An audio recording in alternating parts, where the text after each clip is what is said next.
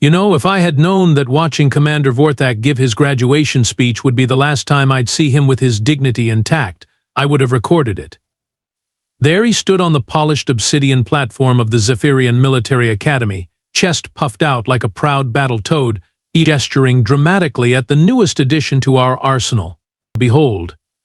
Vorthak bellowed, his voice echoing through the crystalline halls, the Mark VII combat enhancement boots.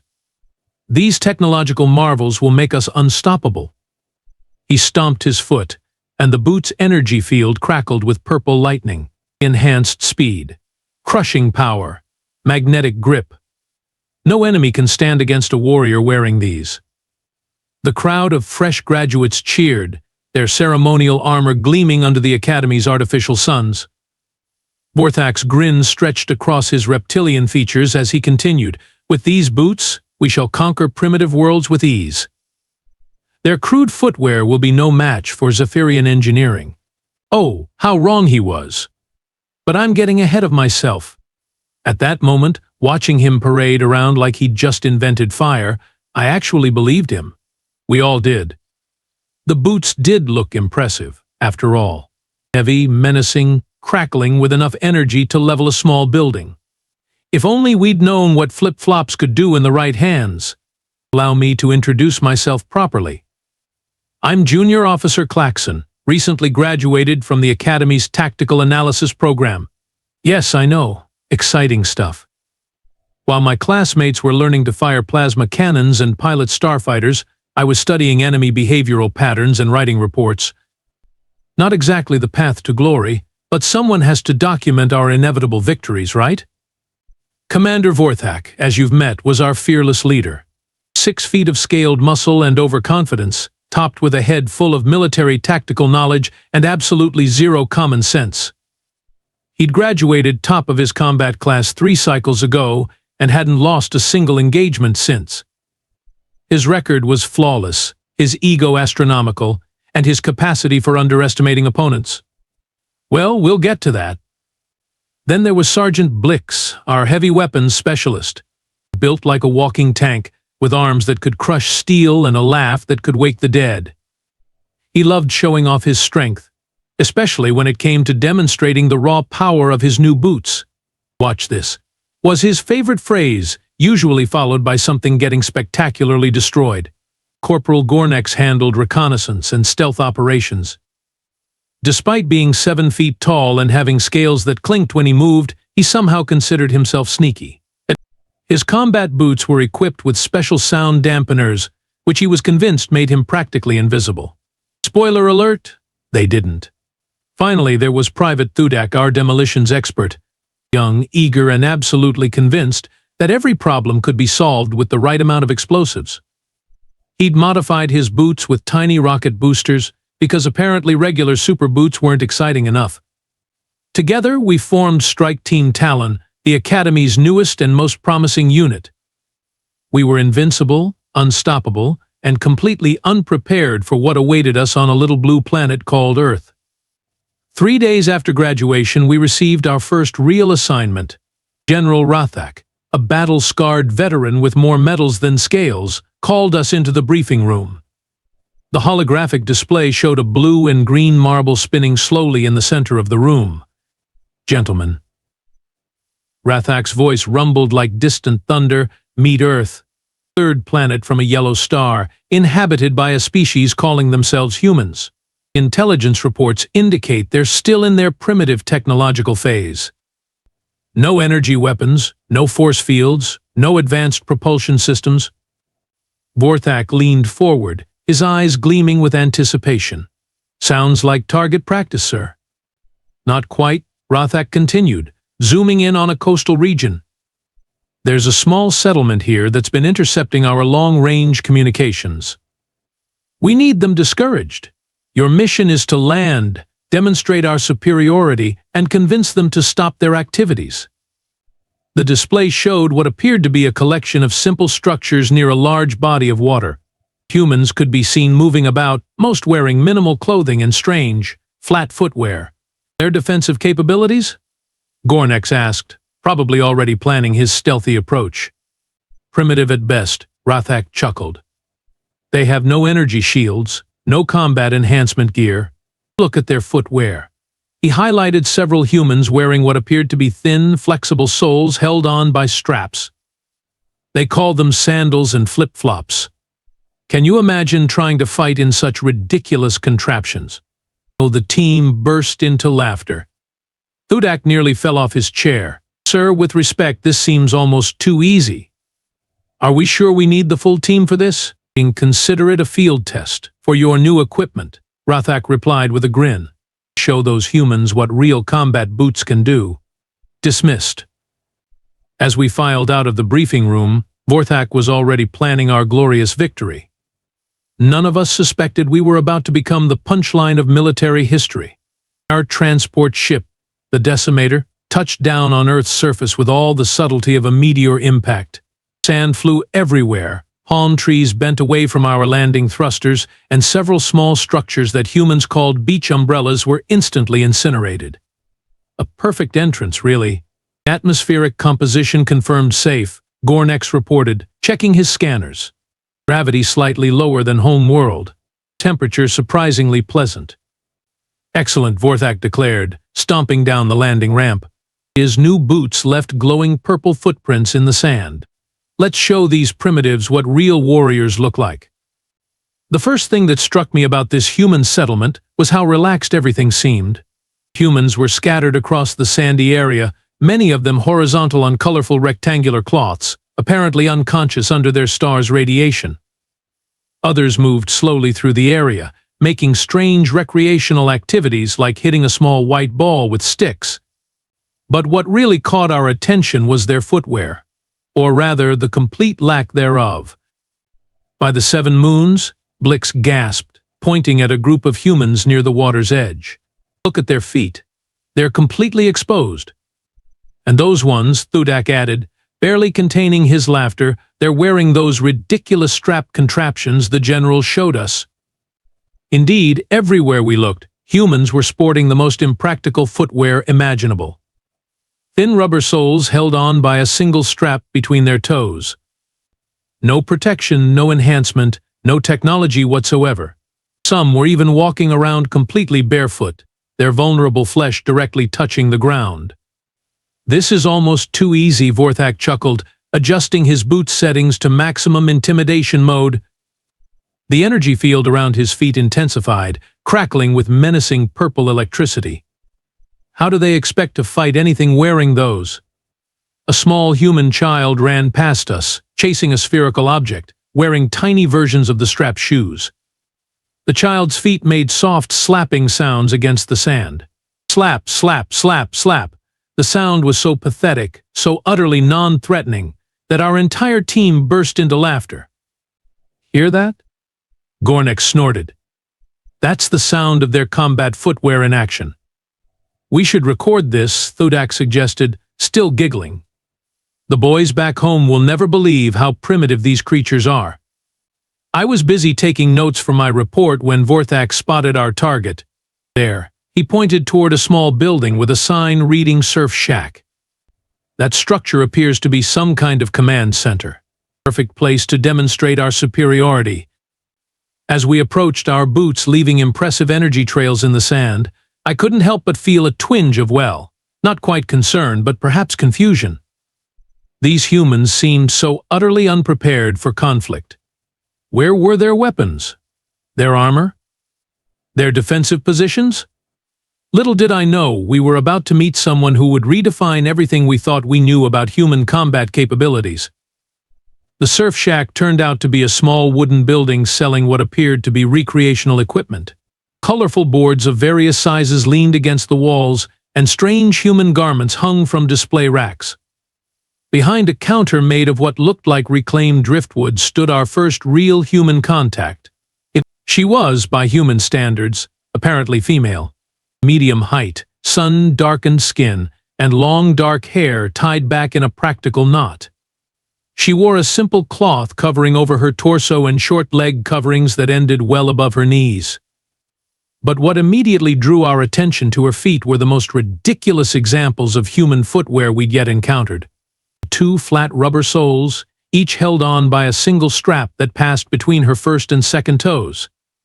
They were bright orange, decorated with small flowers, and made the most absurd slapping sound when she walked. The humans, we learned later, called them flip-flops. "Good morning," she called out cheerfully as we approached, apparently completely unbothered by our imposing presence. "You guys here for surf lessons? I'm Maya Santos, and I run this place." Vorthak stepped forward, his boots crackling with energy. "Human, I am Commander Vorthak of the Zephyrian Strike Force. We are here to demonstrate the futility of your primitive ways." Maya blinked slowly, then looked down at our feet. "Wow, those are some serious boots you've got there. Very glowy. Are they comfortable?" "Comfortable?" Blix laughed, activating his boots' ground-shaking mode. The entire shack trembled. "These are instruments of war. Each boot contains enough power to level a building." "That's nice," Maya replied, genuinely seeming impressed. "But do they work in sand? I mean, all that electronics and stuff, it must be a nightmare to clean." Gornek stepped forward, his stealth dampeners humming.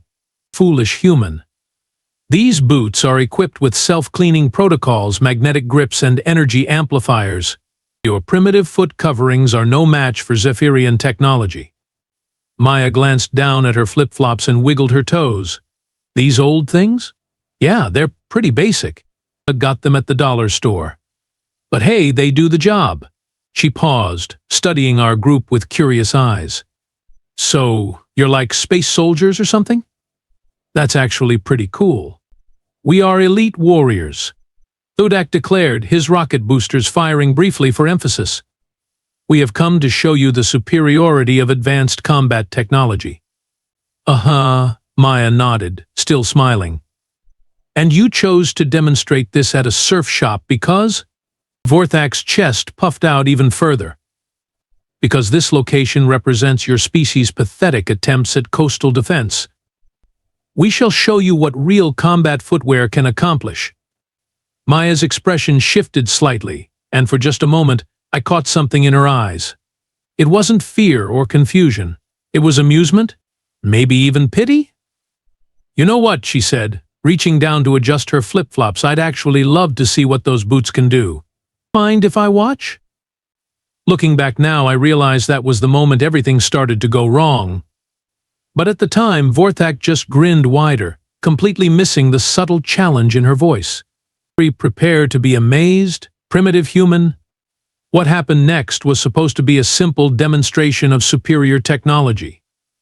Vorthak had planned it perfectly. Each team member would showcase their boots' capabilities. The human would be appropriately awed, and we'd all go home with an easy victory report. Reality, as it turns out, had other plans. "Bold," Vorthak announced, striking a dramatic pose. "The raw power of Zephyrian engineering." He activated his boots' full combat mode and launched himself 15 feet into the air, performed a perfect mid-air spin, and landed with enough force to create a small crater in the sand. Maya clapped politely. "That's really impressive. Must be great for getting to high shelves." Blix stepped forward next, eager to show off. "Watch this." He activated his boots' crushing mode and grabbed a large piece of driftwood. With a mighty stomp, he reduced it to splinters. "These boots can crush anything." "Handy for firewood," Maya observed, still smiling. "Very efficient." Gornex decided to demonstrate his stealth capabilities. He activated his sound dampeners and attempted to sneak around Maya's position. Despite being 7 feet tall and moving with all the grace of a confused giraffe, he seemed convinced he was invisible. "I am like a shadow," he whispered loudly, completely visible to everyone. "Very sneaky," Maya agreed, watching him circle her with obvious amusement. "I almost didn't see you there." Finally, Thudak stepped up for his turn, prepared to witness the ultimate in mobility. He activated his rocket boosters and shot forward at incredible speed, performed several aerial maneuvers, and landed in a perfect combat stance. "That's fantastic," Maya exclaimed. "You guys are like a whole sci-fi movie come to life." Vorthak preened at the praise. "Now you understand the futility of opposing us." Your primitive flip-flops are no match for such advanced technology. Maya looked down at her feet again, then back at our group. You know, they are pretty simple.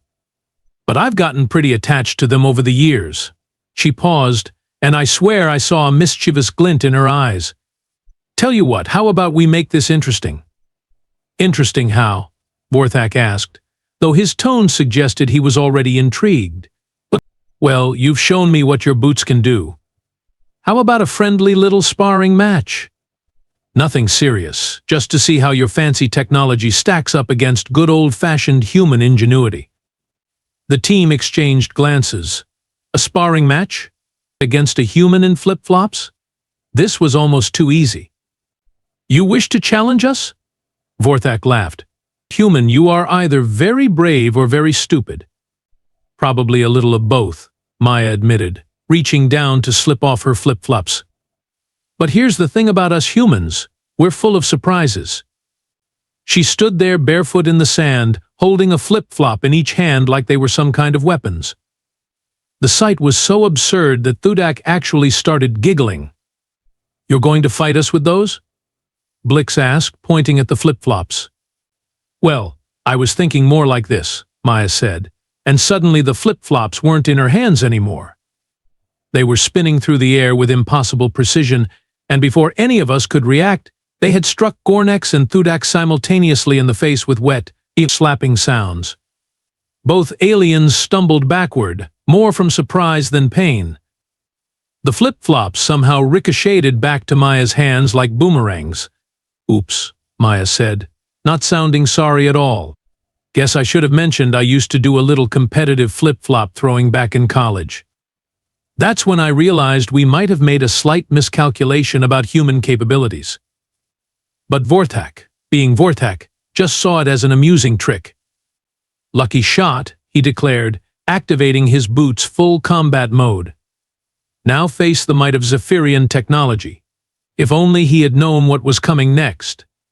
What I witnessed next will haunt my dreams for the rest of my natural life. Maya Santos, this supposedly primitive human in her dollar store footwear, calmly reached down and slipped off her flip-flops.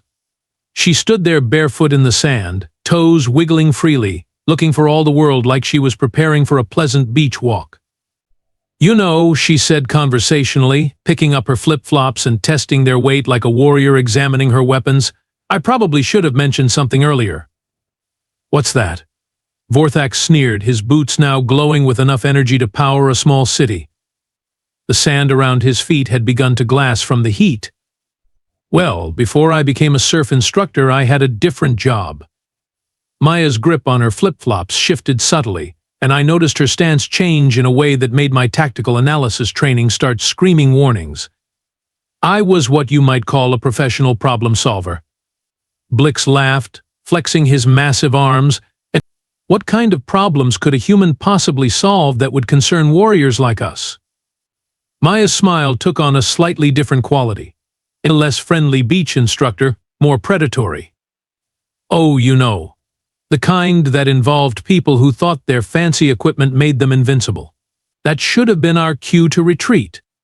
Every instinct I had developed through years of tactical training was telling me to run.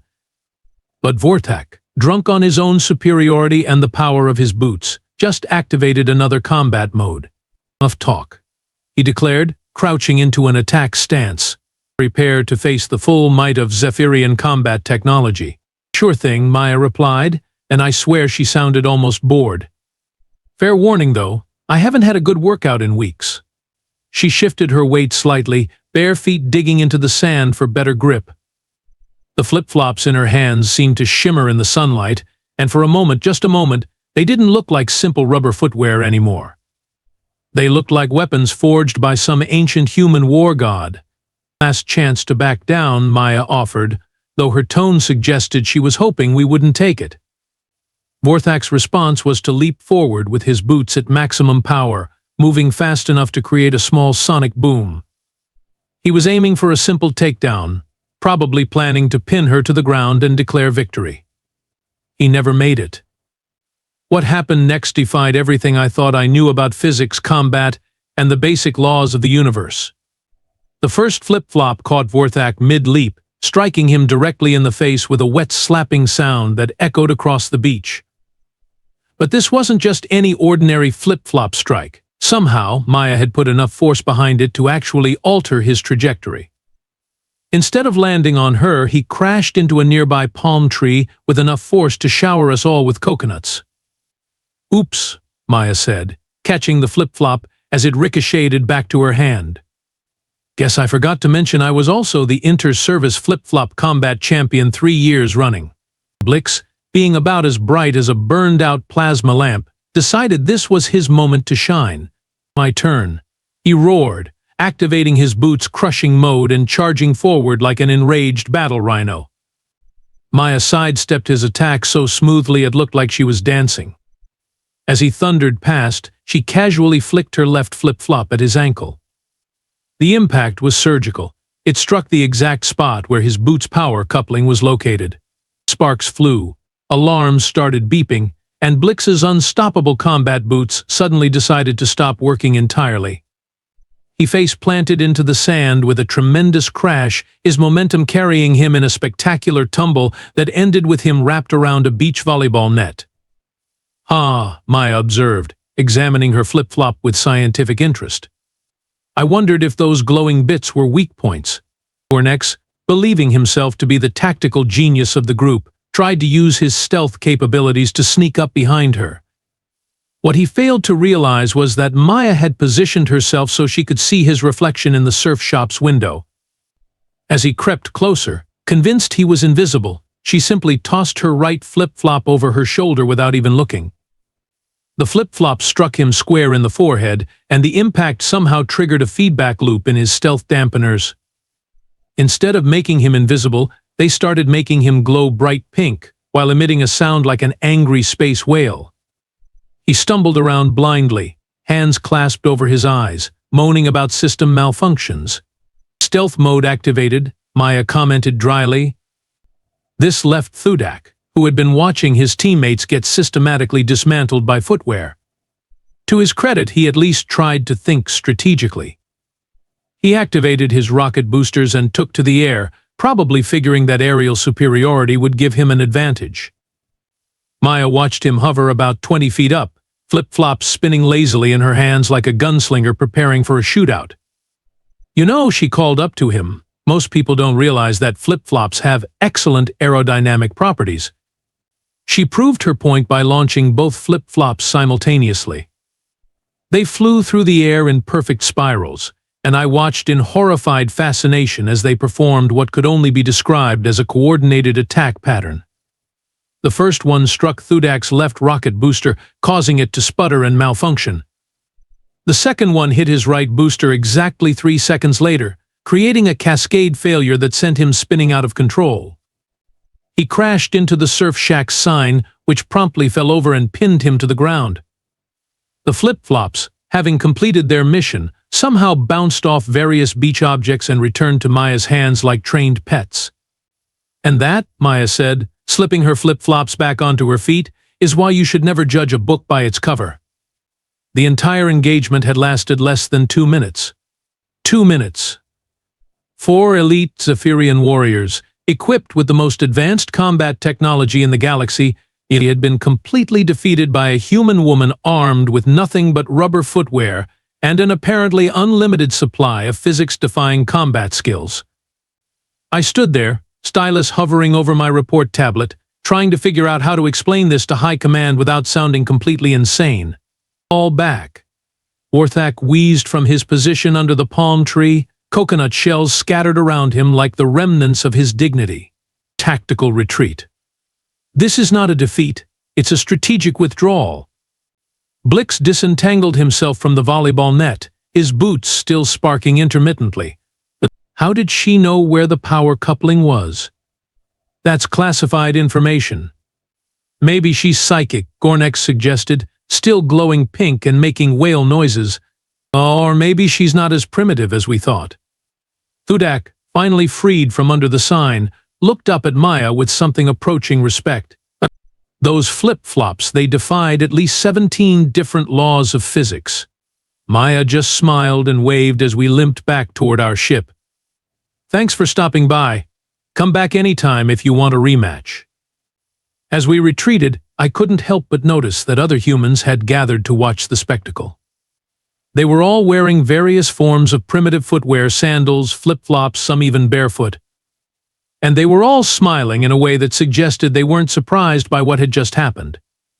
Klaxon, Vorthak muttered as we reached the ship. When you write your report, maybe emphasize the part about this being an intelligence-gathering mission.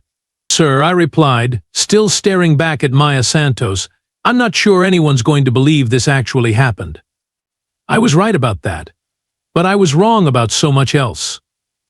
Let me get this straight, General Rathak said, reading my report for the third time. An entire strike team, equipped with Mark 7 combat enhancement boots, was defeated by a single human wearing flip-flops. Yes, sir, I replied, trying to keep my voice steady.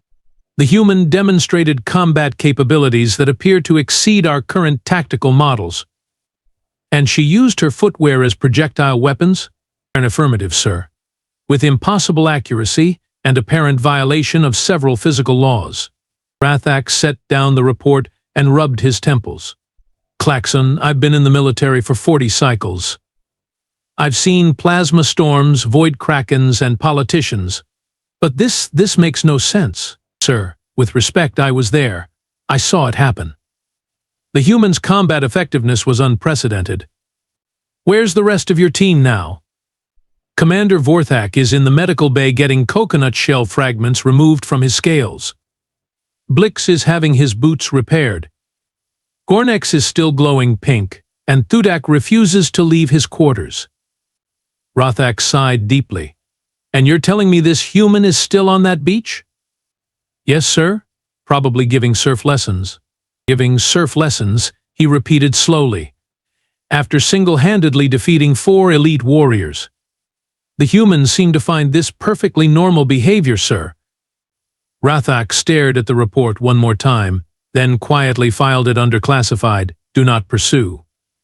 3 days later, our intelligence division sent me a supplementary report that explained everything and nothing all at once. I read it twice before the implications sank in. Subject: Maya Santos, age 32, former lieutenant colonel in the United States Marine Corps Special Operations Command. Combat tours in classified locations.